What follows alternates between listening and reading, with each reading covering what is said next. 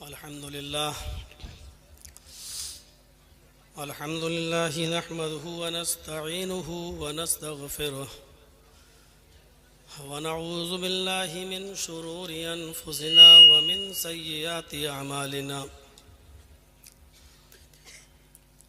मन यहदिहिल्लाहु फला मुज़िल्ल लहु व मन युज़लिल्हु फला मुज़िल्ल लहु व मन युज़लिल फला हादिय लहु व अशहदु अल्ला इलाहा इल्लल्लाहु वहदहु ला शरीका लहु व अशहदु अन्न मुहम्मदन अब्दुहु व रसूलुहु अम्मा बाद फ़इन्न खैरल हदीस किताबुल्लाह व खैरल हदी हदी मुहम्मदिन सल्लल्लाहु अलैहि वसल्लम व शर्रल उमूरि मुहदसातुहा व कुल्लु मुहदसतिन बिदअह व कुल्लु बिदअतिन ज़लालह व कुल्लु ज़लालतिन फिन्नार। अऊज़ु बिल्लाहि मिनश शैतानिर रजीम। बिस्मिल्लाहिर रहमानिर रहीम। वला तहिनु वला तहज़नु व अंतुमुल अअलौना इन कुंतुम मुमिनीन। रब्बि इश्रह ली सदरी व यस्सिर ली अमरी वहलुल उक़दतम मिन लिसानी यफ़क़हू क़ौली। स्टेज पर तशरीफ़ फरमा मुअक्कर उलमाए किराम, ललमटिया नीमा और उसके अतराफ़ व अकनाफ़ से तशरीफ़ लाए हुए मुअज़्ज़ज़ सामीन हज़रात, आपको ये बखूबी इल्म है कि मैं कहाँ था और किस जगह से मैं निकला हूँ। 6 महीने के बाद ये मेरा पहला प्रोग्राम यहाँ हो रहा है। मैं बहुत थोड़ी सी देर आज आपके सामने रहूँगा क्योंकि मुझे मालूम है कि 1 महीना 1.5 महीना रुकने के बाद जब मैं कोई पहली स्पीच देता हूँ तो 15 या 20 मिनट में मेरा गला बैठ जाता है। ये एक आदत है, मुश्किल से 15-20 मिनट में गला बैठना ही बैठना है पहली तकरीर में, और कल से ये फिर ठीक हो जाएगा। ये आज तक कोई डॉक्टर इस मर्ज़ को पकड़ ही नहीं पाया कि क्या बात है।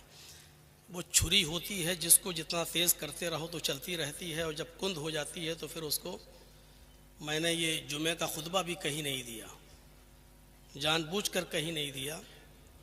मैं निकल तो गया था लेकिन जानबूझकर मैंने जुमे का खुतबा कहीं नहीं दिया क्योंकि इतनी भीड़ हो रही थी।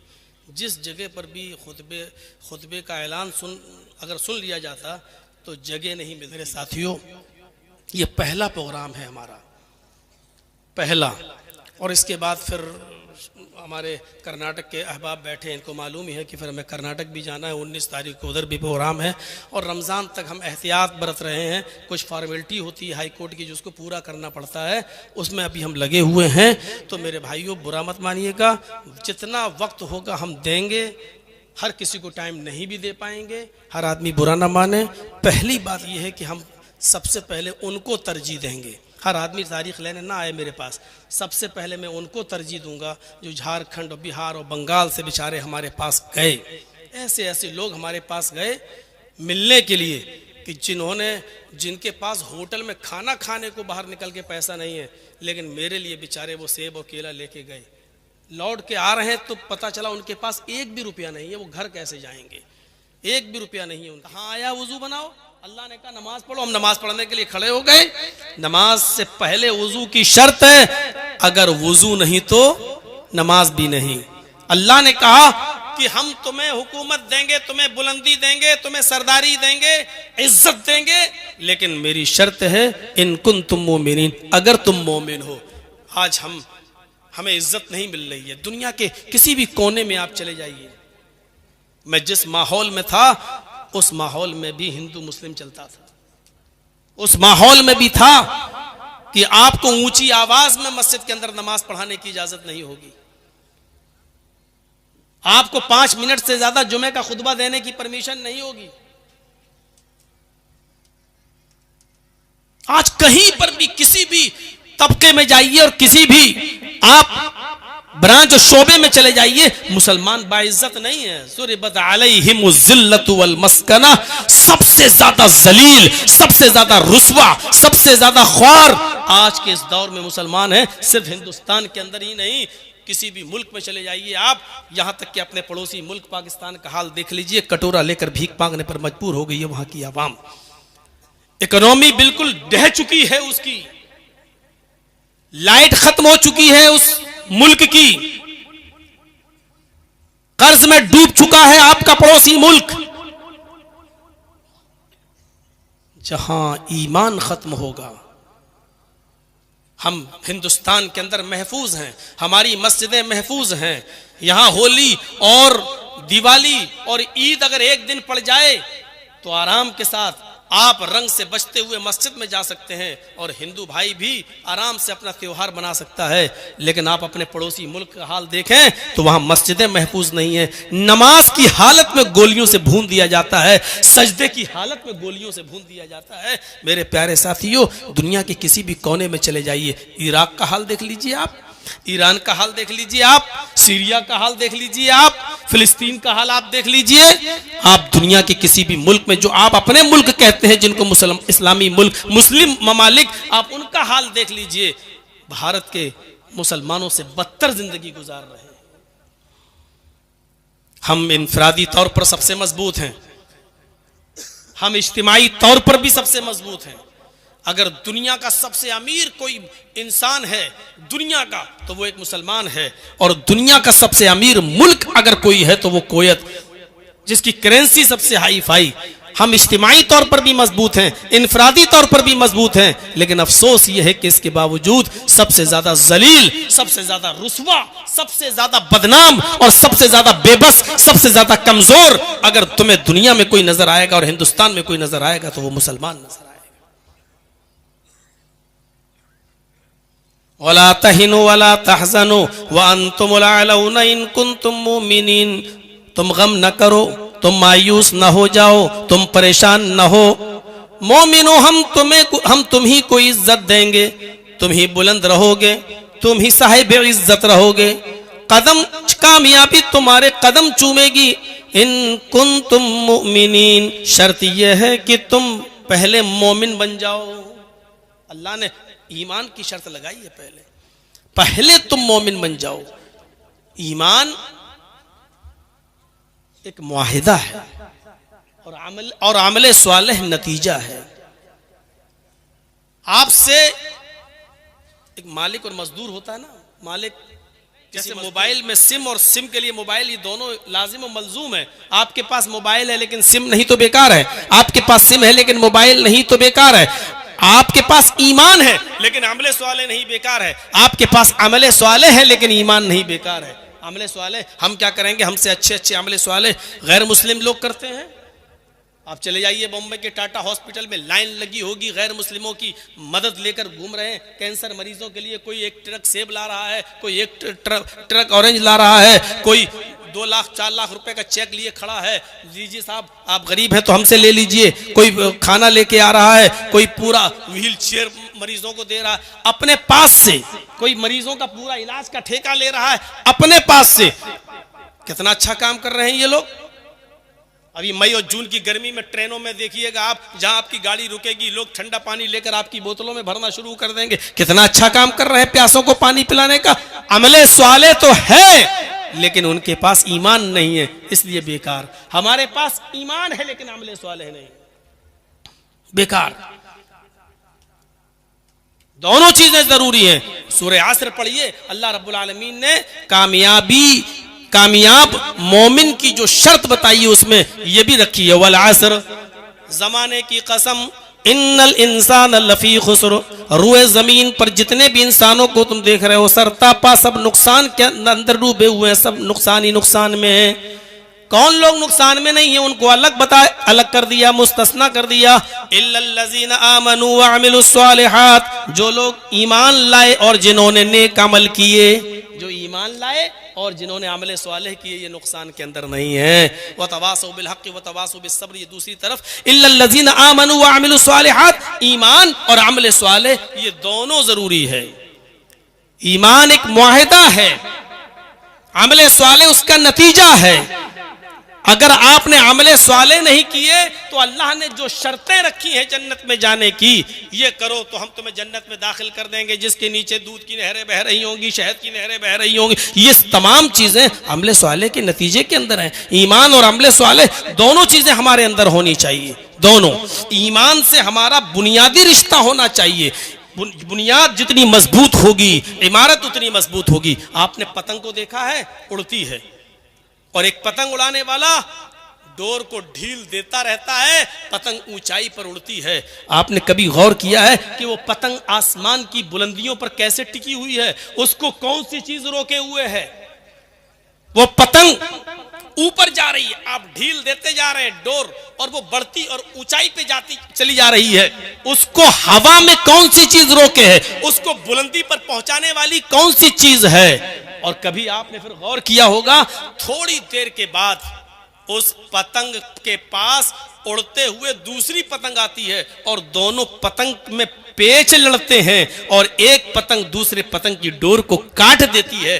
फिर आपने देखा होगा कि जो दूसरी पतंग कट के जमीन पर गिरती है, जिसकी डोर कट जाती है, वो पतंग हिचकोले खाते हुए, वो पतंग जंपिंग करते हुए, कुला मंडियां खाते हुए वो पतंग नीचे आती है। और फिर उसका अंजाम क्या होता है?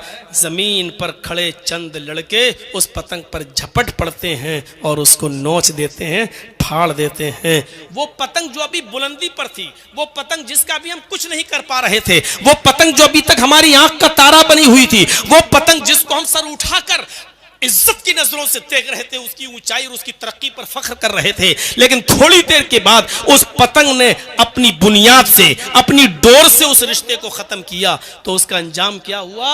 हिचकोले खाते हुए, कुला मंडियां खाते हुए वो पतंग नीचे की तरफ आई। क्यों?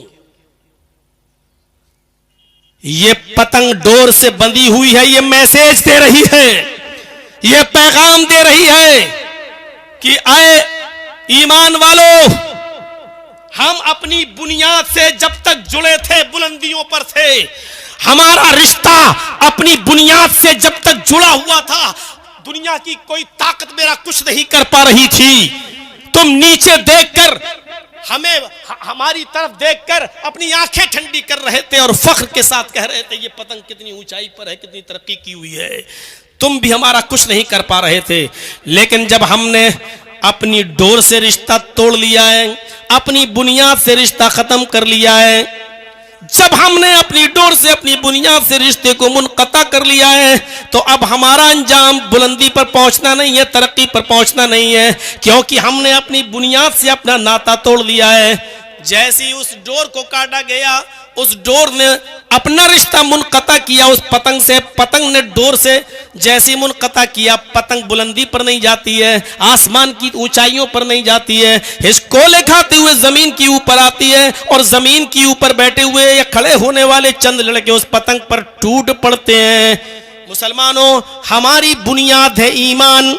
मुसलमानों, जब तक हम ईमान से बंधे हुए हैं और हम इस ईमान की डोर से हम बंधे हुए हैं, तरक्की करेंगे, ऊंचाई के ऊपर जाएंगे, हमें देखकर लोग फख्र करेंगे, इसलिए कि हमारी बुनियाद मजबूत है और हमने अपना रिश्ता, अपनी बुनियाद अपने ईमान से जोड़े रखा है। इसी को कुरान कह रहा, व अंतुमुल आलौन इन कुंतुम मोमिनीन, अगर तुम मोमिन हो तो हम तुम्हें इज्जत देंगे, हम तुम्हें सर बुलंदी देंगे, हम तुम्हें ऊंचाइयों पर पहुंचाएंगे, हम तुम्हें हुकूमत देंगे अगर तुम मोमिन हो। और जब तुम ईमान से अपने रिश्ते को मुनक़ता कर लोगे, ईमान से अपने रिश्ते को तोड़ लोगे, तो फिर तुम्हारा अंजाम वही होगा जो एक पतंग का होता है। दुनिया की सारी कौमें तुम्हारे ऊपर टूट पड़ेंगी। यूशिकुल उममु अन तदालिकुम कमा तदालकलतु अला क़िसतिहा, जिस तरह भूखे लोग दस्त दस्तरखान के ऊपर टूट पड़ते हैं, उसी तरीके से दुनिया की सारी कौमें तुम्हारे ऊपर टूट पड़ेंगी, इसलिए कि तुमने ईमान से अपने रिश्ते को मुनक़ता कर लिया है। पतंग से इबरत हासिल करो। पतंग डोर से जुड़ी होती है, बुलंदी पर जाती है, तरक्की करती है, आसमान की ऊंचाइयों को छूती है और दुनिया की कोई ताकत उस पतंग का कुछ नहीं बिगाड़ पाती है। लेकिन जब वो डोर से, जब वो बुनियाद से अपने रिश्ते को मुनक़ता कर लेती है और छोड़ देती है अपनी बुनियाद को, तो वो जमीन की पस्तियों की तरफ आती है। ये पतंग का और डोर का ये मैसेज हमें चीख चीख कर कह रहा है, जब तक तुम अपने कुरान से, अपने ईमान से, अपने इस्लाम से वाबस्ता रहोगे, दुनिया की कोई ताकत तुम्हारा कुछ नहीं कर सकती है।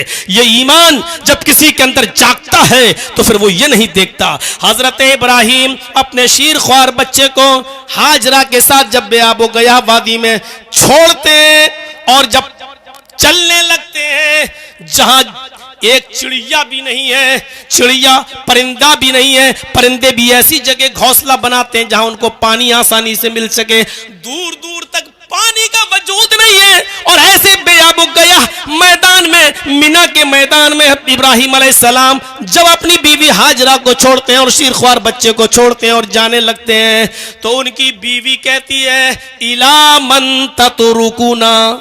कुरान पढ़िए, आए इब्राहिम तुम जा रहे हो, कहां जा रहे हो? आए इब्राहिम,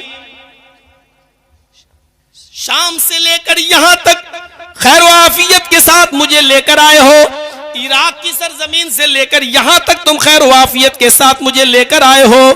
क्या आपने अपनी बीवी के अंदर हक रिफाकत में कोई कमी पाई है? क्या आपने मेरी खिदमत में कोई कमी पाई है? जवाब दिया नहीं। फिर तुम मुझे इस तन्हा मैदान में, इस अकेली वादी में मुझे छोड़ के कहां जा रहे हो? इब्राहिम ने कोई जवाब नहीं दिया।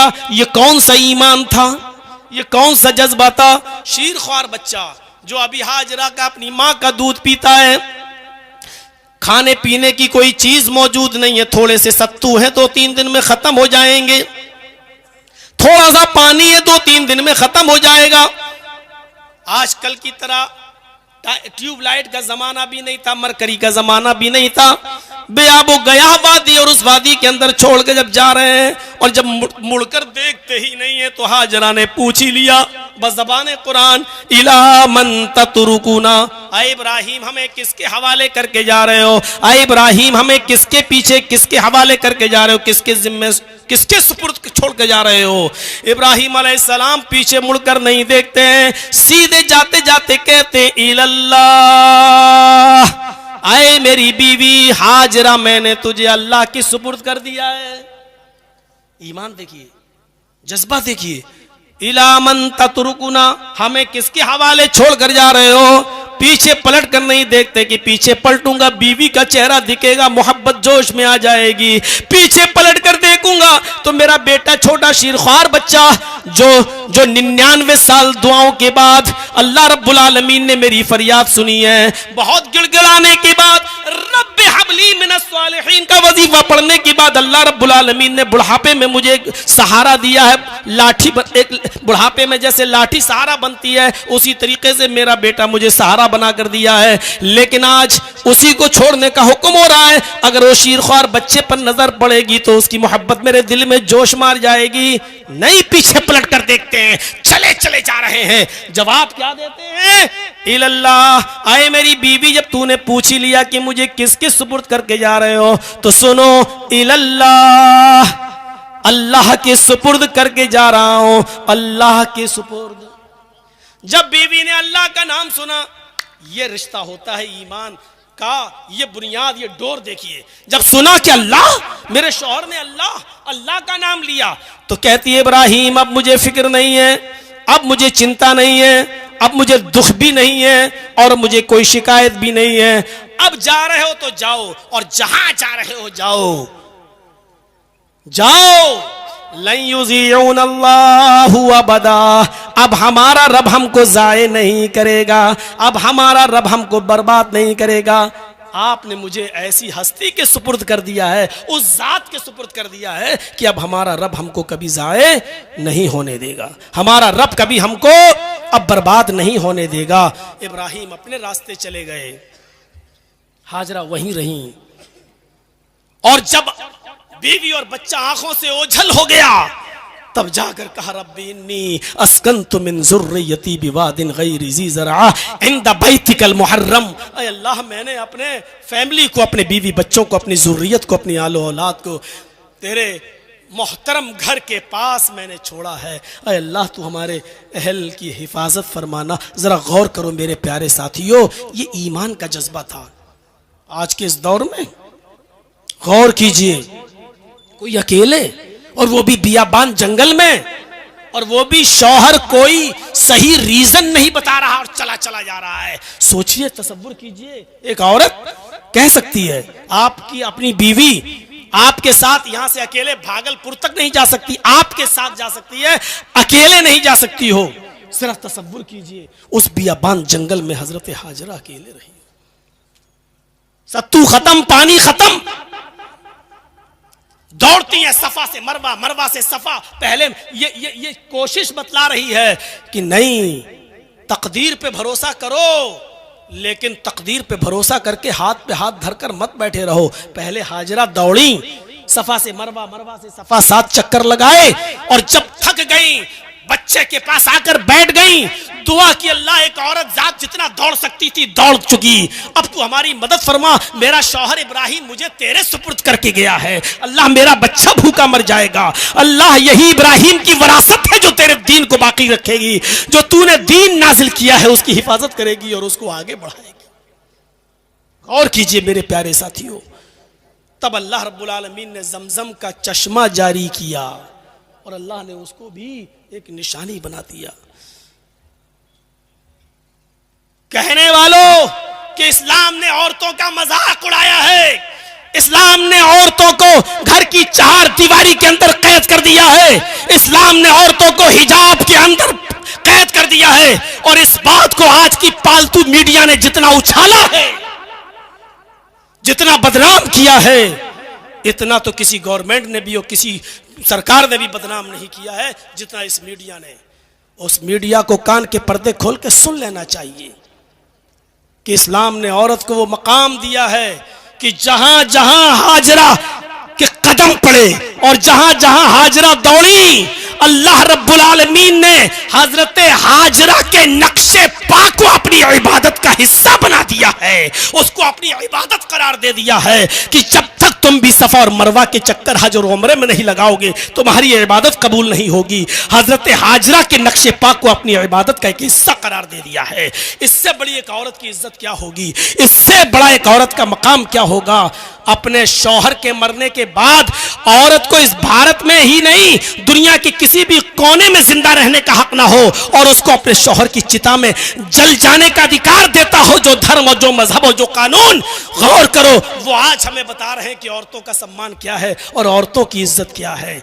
मेरे भाइयों, ये इस्लाम है जो औरतों का की इज्जत और सम्मान बताता है। वही मोहम्मद रसूलुल्लाह है जो खौला बिनते सालबा को अपने घर की 4 दीवारी से निकाल कर कह रहे हैं, अरे खौला, तेरे लिए मेरे पास अब कोई रास्ता नहीं है, तू अपने शौहर के ऊपर हराम हो चुकी है। और वही खौला जब मस्जिद नबवी में जाती है, 2 रकात नमाज पढ़ती है, अपने दोनों हाथों को आसमान की तरफ उठा कर कहती है, अल्लाह मेरे और मेरे शौहर के दरमियान कोई रास्ता निकाल। तो अल्लाह रब्बुल आलमीन ने इस औरत की निदा को 7वें आसमान की बुलंदी से सुना और अपने नबी पर जिब्राइल को भेजकर ये हुक्म नाजिल फरमा दिया, क़द समिअ अल्लाहु क़ौलल्लती तुजादिलुका फ़ी ज़ौजिहा व तश्तकी इलल्लाह। अल्लाह ने उस औरत की गुफ्तगू को सुन लिया जो आपसे अपने शौहर के बारे में फरियाद कर रही थी, वह तश्तकी इलल्लाह, और अल्लाह से भी फरियाद कर रही थी। अल्लाह ने उसकी फरियाद को सुन लिया। 7वें आसमान के ऊपर अल्लाह ने एक औरत की फरियाद को सुना,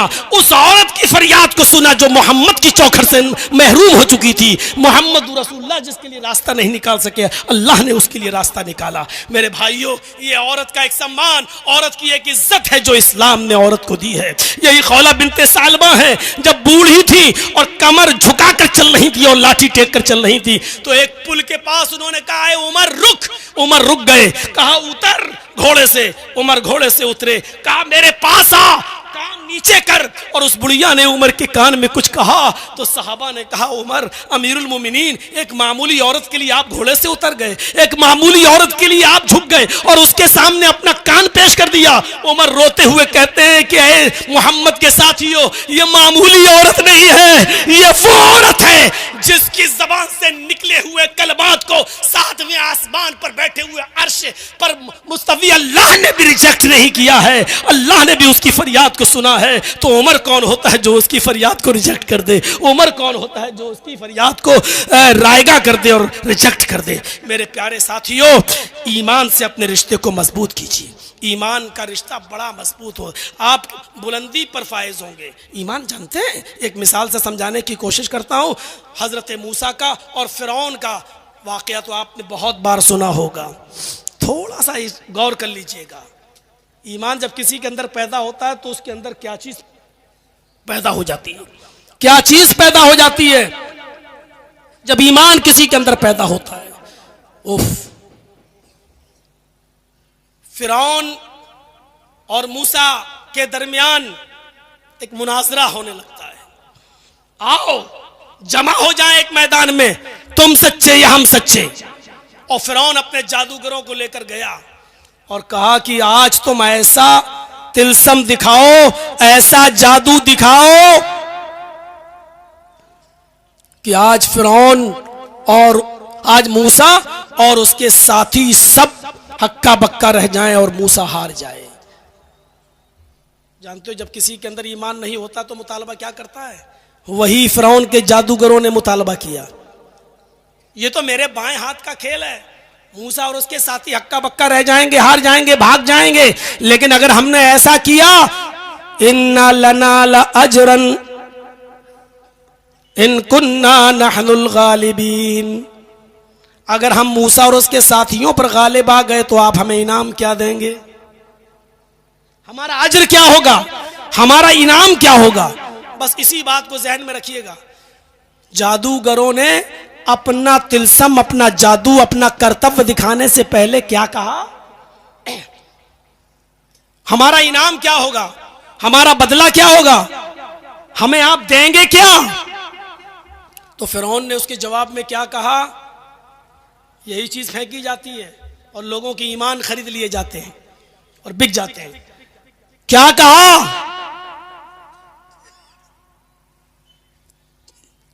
अगर तुमने मूसा और उसके साथियों को हरा दिया, भगा दिया, हक्का बक्का कर दिया, हारने पर मजबूर कर दिया, तो तुम मेरे मुकर्रब हो जाओगे, मेरे वजीर बन जाओगे, हमारे खास लोगों में तुम्हारा शुमार होगा। हम जो भी काम करेंगे तुमसे मशवरा करेंगे। जाहिर बात है कि जब कोई बादशाह का मुकर्रब हो जाए तो फिर तो वो दिरहमो दीनार सोने और चांदी में ही खेलेगा। खुश हो गए, अच्छा ये हमारा इनाम होगा, हमें आप अपना खास वजीर बनाएंगे कि हाँ हुआ। जादूगरों ने रस्सियां फेंकी और वो रस्सी सांप बन गई। सांप थी नहीं लेकिन दिखने लगी। मूसा अलैहिस्सलाम उन रस्सियों का सांप बनते हुए देखते हैं तो डर जाते हैं, उनकी कौम भी डर जाती है। लेकिन अल्लाह रब्बुल आलमीन ने फरमाया डरो नहीं, इन्होंने जो जादू दिखाया है आप हकीकत दिखाइए, मौजिजा दिखाइए। अन अलक़ि असाक, ऐ मूसा तुम्हारे हाथ में जो लाठी है, जो डंडा है, उसको तुम जमीन के ऊपर मारो। मूसा अलैहिस्सलाम ने उस डंडे को जमीन पर मारा जो उनके हाथ में था, वो एक अज़दहा बन गया।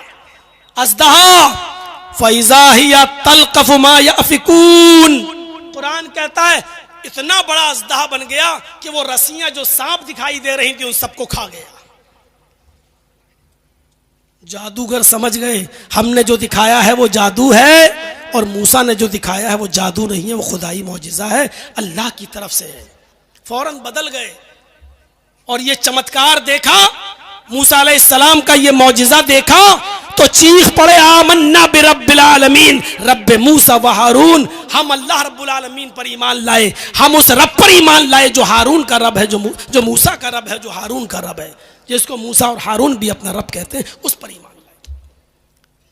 अब चीज समझ लीजिएगा, फिरौन ने कहा अच्छा बदल गए, हमने इजाजत भी नहीं दी और तुम ईमान ले आए, जिस चीज को हम खत्म करना चाहते थे उसी चीज पर तुम ईमान लाए, जिनको हमने हराने के लिए यहां बुलाया था तुम उन्हीं के ऊपर और उनके रब के ऊपर ईमान ले आए। इन्न हाज़ा लमकरुन, ये तो साजिश है, पहले से प्लानिंग है, तुमने इस दारुस सल्तनत के अंदर एक पहले से प्लानिंग कर रखी थी, बहुत जल्दी इसके अंजाम को जान लोगे। और फिरौन ने फिर सजा सुनाई, ला उक़त्तिअन्ना अयदियकुम व अर्जुलकुम मिन खिलाफ, अब तुम्हारी सजा यह है कि हम तुम्हारे हाथ काटेंगे और पैर काटेंगे मुख्तलिफ सिमतों से, मुखालिफ सिमतों से। अगर दाहिना हाथ काटेंगे तो बायां पैर, और बायां हाथ काटेंगे तो दायां पैर। सिर्फ ये हाथ पैर काट के छोड़ नहीं देंगे, नहीं छोड़ेंगे नहीं, तुम लउसल्लिबन्नकुम अजमईन, सूली पर चढ़ा देंगे। उसके बाद कितनी दर्दनाक सजा, कितनी दर्दनाक सजा। जब आदमी सजा को सुनता है तो बड़े बड़े लोगों के गुर्दे उस वक्त पानी हो जाते हैं। और इसकी जीती जागती तस्वीर हम भी हैं। जब कटघरे के अंदर हमको 10 साल की सजा सुनाई गई तो थोड़ी देर के लिए हम भी भौचक्का रह गए हैं, ये क्या हुआ। और जब अंदर गए तो सबसे कम सजा मेरी ही थी। जब मैंने और लोगों से पूछा भाई तुम कब से हो, बड़ी आसानी से कहता अभी तो मौलाना मुझे 13 ही साल हुए हैं। एक से पूछा, कहता कि 22 हो चुके, 23वीं में लगा हुआ हूं। बोला तुम्हें कितनी सजा हुई, मैंने कहा 10 साल। बोला भाग, हंसते हुए काट लेगा तू क्या टेंशन लेता है। इस तरीके की बात है, गौर कीजिए। तो वहां जाके हिम्मत बढ़ी है? हम तो सोच रहे थे 10 साल बहुत ज्यादा, वो कह रहा मैं 13 साल से हूं, वो कह रहा है कि मैं 17 साल से हूं, वो कह रहा मैं 22 साल से हूं। मेरे तो होश उड़ गए और वो हंस रहे हैं। कत्ल करके आए, मर्डर में आए, जिसमें आए, हमें जेल में आज तक कोई ऐसा आदमी नहीं मिला जिसने ये कहा हो कि मैं हकीकत में कत्ल करके आया हूं। 1800 बंदी थे मेरे साथ, किसी एक ने भी ये नहीं कहा कि मैंने हकीकत में कत्ल किया है। सब कह रहे हैं मुझे फंसाया गया, मुझे फंसाया गया। जब आपस में बातें होती थी, बातें सुनता था, कुछ लोगों को तो लगता था वाकई में इनके साथ तो साजिश हुई। एक ऐसा आदमी बेचारा अंधा हमारा दोस्त बन गया, हमारे साथ चाय वाय पीता था, दोनों आंखों से अंधा। उसको लोग सहारा देके उठाते थे, लैट्रीन में लेके जाते थे, लैट्रीन से उसको निकालते थे। मैंने उससे पूछा ये कितने साल से है, कहा इसको 7वां साल चल रहा है। मैंने कहा ये किस में आया, कहा कत्ल में।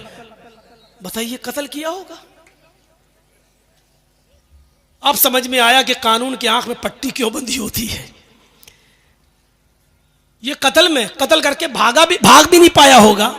जिस आदमी को लैट्रीन में ले जाने के लिए एक आदमी लगा हो, उससे निकालने के लिए एक आदमी लगा हो, उसको भंडारे से खाना लेने के लिए एक आदमी लगा हो, वो आदमी किस में आया, कत्ल के जुर्म में।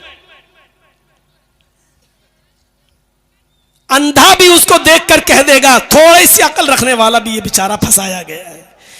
इतना साफ सुथरा आदमी भी बेचारा जेल की सलाखों में है और वहां का जेलर कह रहा है हम तो सिर्फ कानून को मानते हैं साहब, इसका वारंट आया हमने रख लिया, इसकी रिहाई का ऑर्डर ले आओ, हम 1 मिनट में छोड़ देंगे इसको, हम तो सिर्फ रक्षा करते हैं। गौर कीजिए, तस्लीम नहीं कर सकते आप। कितनी बड़ी सजा सुनाई, लाउकत्तिअन्नक अयदियकुम वारजुलकुम, तुम्हारे हाथ कटवा दूंगा, तुम्हारे पैर। उलमा बैठे जानते, उकत्तिअन्न कहा, टुकड़े टुकड़े कर दूंगा। तख्ती, टुकड़े टुकड़े करना। ये हाथ यहां से काटेंगे नहीं, इधर इधर इधर इधर इधर। दाहिना हाथ टुकड़े टुकड़े करेंगे तो बायां पैर, और बायां हाथ टुकड़े टुकड़े करेंगे तो दायां पैर। फिर क्या करेंगे, छोड़ेंगे नहीं। सुम्मा लउसल्लिबन्नकुम अजमईन, सूली पर लटका देंगे, फांसी पर चढ़ा देंगे, तुम सबको तख्तेदार पर लटका देंगे। और ये सजा सुनने के बाद जानते हो क्या कह रहे हैं वो जादूगर? अभी जो इनाम मांग रहे थे, अभी जो फिरौन से कह रहे थे अगर हमने मूसा और उसके साथियों को हरा दिया तो तुम मुझे क्या इनाम दोगे, जब इतनी बड़ी सजा सुनते हैं तो क्या कहते हैं? आए फिरौन, तुझे जो कुछ भी करना है कर, जो कुछ भी कर सकता है तू कर ले,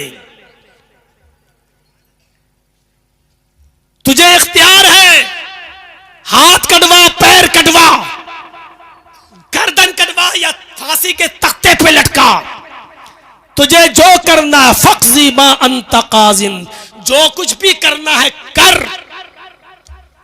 हम अब उन निशानियों को देखने के बाद जो अल्लाह तबारक व तआला की तरफ से हमें दिखाई गई, मौजिज़ा देखने के बाद, वाज़ेह निशानियां सामने आ जाने के बाद, अब हम तुझे तरजीह नहीं दे सकते हैं। फ़क़्ज़ी मा अंत क़ाज़ी, कर जो कुछ भी तुझे करना है। इन्नमा तक़ज़ी हाज़िहिल हयातिद दुनिया, तू सिर्फ दुनिया की हद तक जो कुछ कर सकता है कर ले, दुनिया की हद तक जो कुछ कर सकता है कर ले, सिर्फ दुनिया की हद तक तू जो कुछ कर सकता है वही करेगा।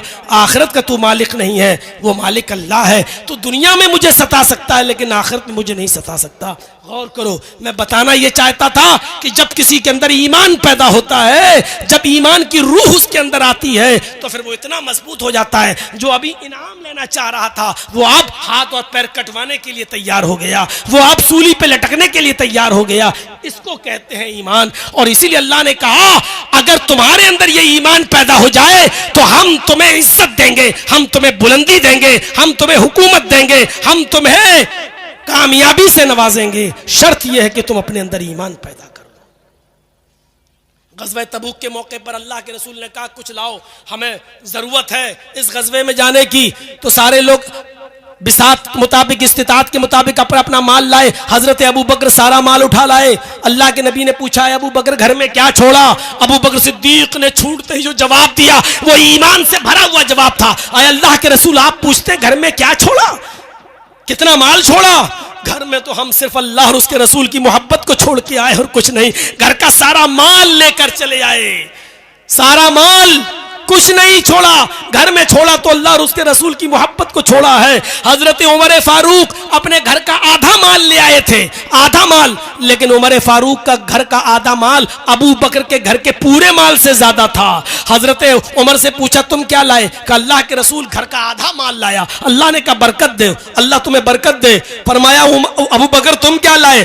कहा सब कुछ उठा लाए। घर में क्या छोड़ा? अल्लाह और उसके रसूल की मोहब्बत को छोड़ा है, कुछ नहीं छोड़ा। हजरत उमर उसी वक्त रोने लगे और रोते हुए कहते हैं कि आज समझ में आया अबू बकर मैं नेकियों में तुमसे कभी आगे नहीं बढ़ सकता, मैं सवाब के कामों में कभी तुमसे आगे नहीं बढ़ सकता, मैं कभी सबकत नहीं ले जा सकता तुमसे। मेरे भाइयों, ईमान का ऐसा जज्बा था कि सब कुछ लुटा दिया। यहाँ तो बेचारा एक मौलाना आता है और भीख सी मांगता है कि इस मदरसे के लिए इतना दे दो, उतना दो, अल्लाह तुम्हें बरकत दे, अल्लाह तुम्हारे कारोबार में बरकत दे। ऐसा लगता है कि बेचारा इस मदरसे के लिए आपके सामने रुकू कर रहा हो, आपके सामने सजदा कर रहा हो, आपके सामने गिड़गिड़ा रहा हो और आप 100-500 रुपए देकर उसके ऊपर बहुत बड़ा एहसान कर रहे हो। मेरे भाइयों, ऐसा महसूस होता है और ऐसा तसव्वुर, ऐसा दिमाग में आता है। जरा तसव्वुर कीजिए, यहाँ हजरत अबू बकर सारा माल ले आए तो उमर चीख पड़े कि आए अबू बकर मैं नेकियों में कभी तुमसे आगे नहीं बढ़ सकता। ईमान का जज्बा बहुत बड़ी चीज है।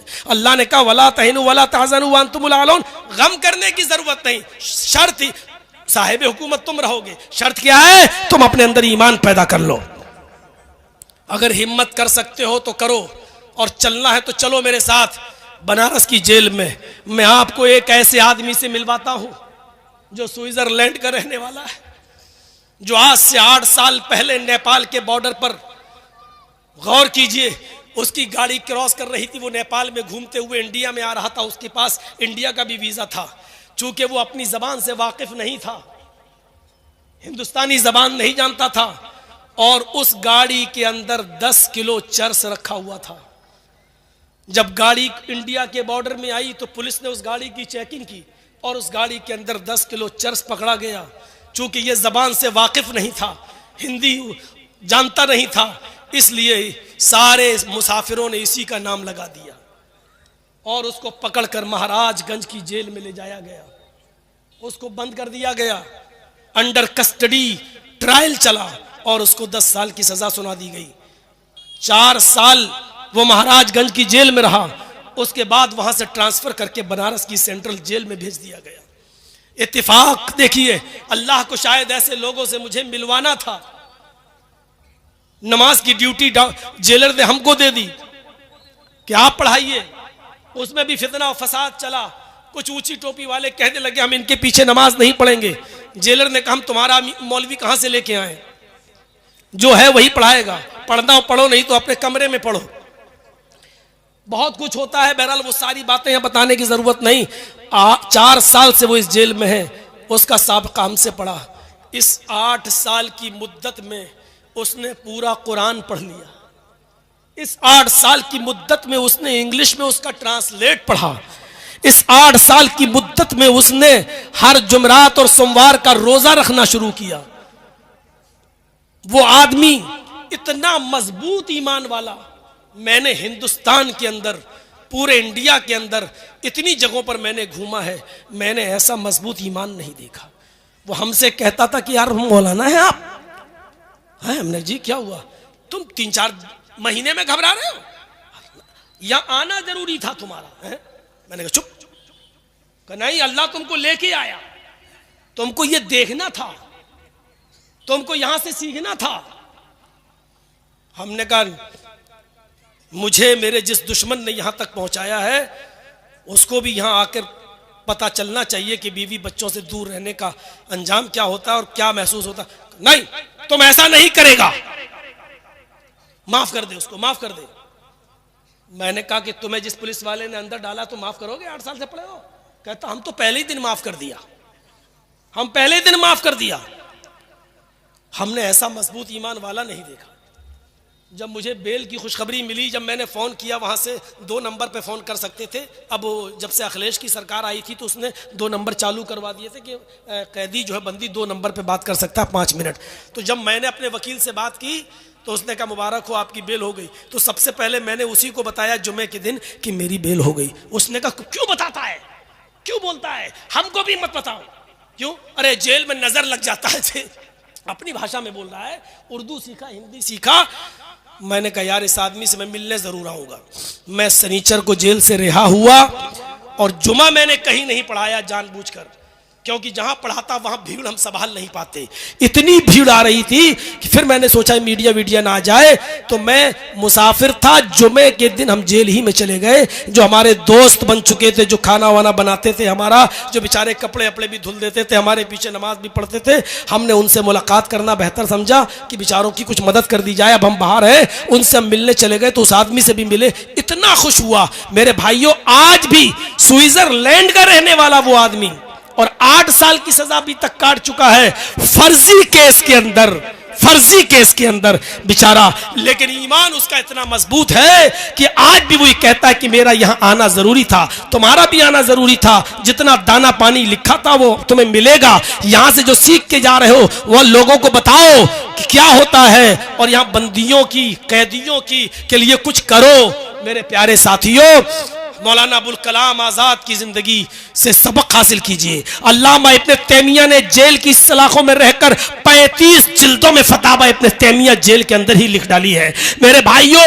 और बनारस की जेल के अंदर एक लाइब्रेरी थी, उर्दू लाइब्रेरी, जिसमें मुझे 9 बजे से लेकर 10 बजे तक मुझे बिठा दिया गया था। मैं लोगों को किताबें निकाल के देता था। और मैं आपको बताता हूं अल्हम्दुलिल्लाह, अल्हम्दुलिल्लाह, भरे मजमे में ये बात कह रहा हूं कि बनारस की जेल के अंदर जो लाइब्रेरी मैंने देखी है, टोटल उस लाइब्रेरी के अंदर अहले हदीस की किताबें रखी हुई हैं। कहां से आई, किसने दी, मैंने बहुत पता लगाने की कोशिश की, लेकिन मैं मायूस रहा, नहीं पता चल सका। पूरी लाइब्रेरी में उर्दू की किताबें रखी हुई हैं, पढ़िए। सफीउर रहमान साहब मुबारकपुरी की, एहसान इलाही ज़हीर की, फजल इलाही साहब की, ये सारी किताबें भरी पड़ी हुई हैं। लोग माशाल्लाह पढ़ भी रहे हैं। अगर किसी के बीवी बच्चे ना हो तो जेल से ज्यादा सुकून की जगह तो कोई है ही नहीं। अगर बीवी बच्चे ना हो तो, और बीवी बच्चे हो तो सबसे बड़ी सजा वही है, क्योंकि काट दिया जाता है, उनसे काट दिया जाता है। आपको बीए करना हो तो वहां करो, एमए करना हो तो वहां करो, स्कूल वहां खुले हुए हैं, खेलना हो तो मैच है, वॉलीबॉल खेलो, क्रिकेट खेलो, काम करना है तो काम करो, आपको उसका पैसा मिलेगा। काम नहीं करना चाहो तो कोई बात नहीं, आपको पैसा नहीं मिलेगा। आप एक दिन भी अगर आपने खाना नहीं लिया तो जबरदस्ती आपको खाना खिलाया जाएगा। मेरा वजन जब आधा किलो घट गया, जब गया तो वजन किया, 3 महीने के बाद वजन किया तो आधा किलो घट गया। जेलर आया कि क्यों खाना नहीं मिल रहा है, बेचारा आधा किलो दूध लगा गया मेरा, खाओ, बाहर निकलोगे तो अरे हमें कोर्ट को जवाब देना पड़ता है। अब बताइए कि इसको कौन समझेगा, कोई इसको जेल समझेगा? लेकिन हाँ, घर वालों से काट दिया जाए, ये सबसे बड़ी सजा है। आप लोगों की दुआओं ने मुझे बाहर निकाला है, मुझे अपने अहल वयाल से मिलवाया है, और लोगों ने खाने काबा में भी हमारे लिए दुआएं की हैं। हमें उन सब का शुक्रगुजार हूँ, अपनी जमयत का, जमात का। बड़े बड़े लोग मुझसे मिलने आए, जमियत उलमा के लोग हमसे मिलने आए।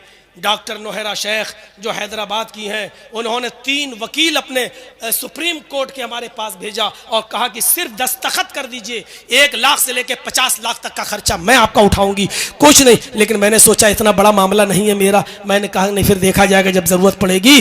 अल्लाह रब्बुल आलमीन से मैं दुआ करता हूँ इन तमाम लोगों का, जो लोग हमारे साथ, हमारे दुख दर्द में साथ रहे, हमसे मिलने आए, उन्होंने हमारे हौसले बढ़ाए। हमारी गैर मौजूदगी में हमारे वालिदैन को, जो बुढ़ापे की दहलीज पर हैं, और जब मैंने उनको जेल के अंदर हमसे मिलने के लिए आए और उनके लड़खड़ाते हुए पैरों को जब मैंने देखा तो उस वक्त पहली मर्तबा मैं रोया और यही दुआ करता था कि अल्लाह मुझे ऐसा दिन न दिखाना कि मेरे बाप को उधर कुछ हो जाए और मैं जेल की सलाखों में रहूं। मुझे सबसे ज्यादा टेंशन मेरे वालिद मोहतरम की थी, जो 75 साल की उम्र में लड़खड़ाते हुए पैर से 2 लोगों के सहारे के जरिए आए।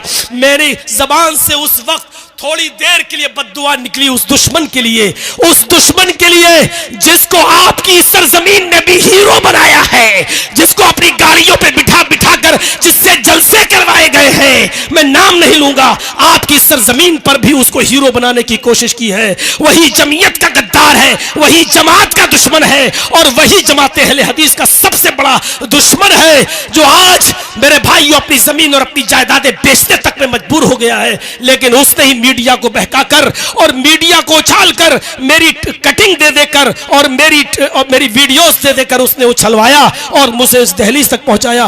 पहली मर्तबा मेरी जबान से उसके लिए बद्दुआया जुमला निकला था। मेरे भाइयों, ये जायज था या नाजायज, ये मैं तन्हाई में सोचूंगा, लेकिन मेरे भाइयों, हमने अपने बूढ़े माँ बाप के उन कदमों को लड़खड़ाते हुए देखा तो बड़े से बड़ा गुर्दा वाला आदमी भी मेरे भाइयों इंसान था, मैं इंसान था, मेरी जबान से भी वो जुमले निकले। या शरफ बेचारा, ये जो आपका यूट्यूब चैनल वाला, हर 15-20 दिन के बाद मेरे पास आता रहा, मेरे बीवी बच्चों से खैर खबर लेता रहा।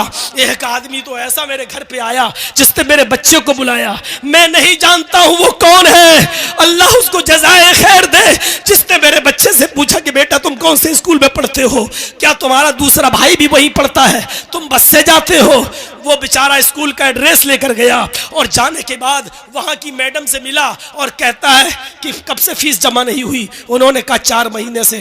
कहा कि पूरे साल की फीस कितनी हुई है? उन्होंने बताया 4.5 लाख रुपया फीस बनती है, बस की भी और दोनों बच्चों की पढ़ाई लिखाई की। उसने 4.5 लाख रुपए पूरे साल की फीस जमा कर दी और उसकी रसीद लाकर मेरे बच्चे को दे दिया कि जाओ अपनी अम्मी को दे देना।